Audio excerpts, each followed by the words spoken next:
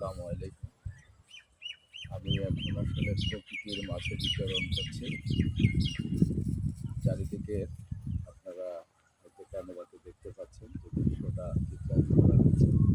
খুবই চমৎকার একটা জায়গা এবং এটাও অসাধারণ। আমি যে মাঠে হাঁটাহাঁটি করছি, এই মাঠটা আপনারা দেখলেই বুঝতে পারবেন চারিদিকে সবুজ, চমৎকার সবুজ এবং যদিও শীতের কারণে গাছগুলোর পাতা সব ঝরে গেছে বা থবু হয়ে আছে। ২টা মাস চলে গেলেই বসন্তের ছোঁয়া যখন লাগবে তখন এই গাছের পাতা চারিদিকে সবুজে সুশোভিত হয়ে যাবে।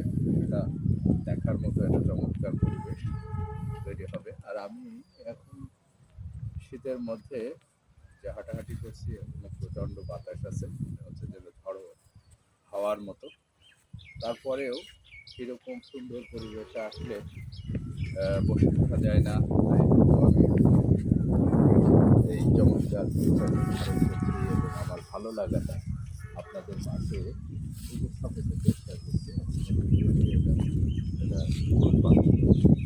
গাছের পাতা, এই যে এখন শীতের সময় তো আসলে পাতাগুলো এরকমই সবু হয়ে থাকে। পাতার যে সতেজতা সেটা ফিরে আসবে আর কয়েক মাস পরে।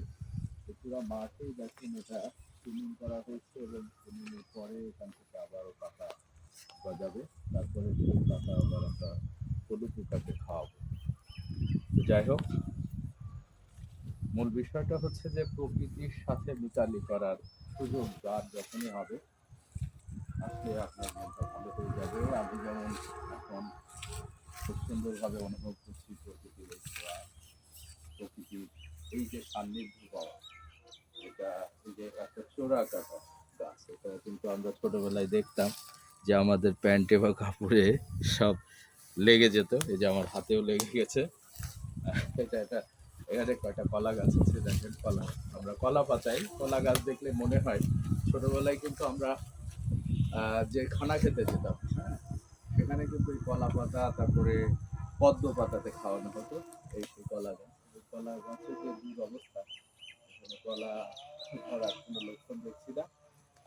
তো সবাই হ্যাঁ, কয়টা কলা এসছে সেখানে। তবে এই কলাটা কিন্তু বিশুদ্ধ, এখানে কোনো মেডিসিন ব্যবহার করা হয় না। এই কলা যখন পেকে যাবে তখন সেটাও কিন্তু অনেক সুস্বাদু হবে। তো সবাই ভালো থাকবেন। প্রকৃতির মাঝ থেকে আমি এখনকার মতো বিদায় নিচ্ছি। আবারও দেখা হবে কোনোখানে কোনো সময়ে। আসসালামু আলাইকুম।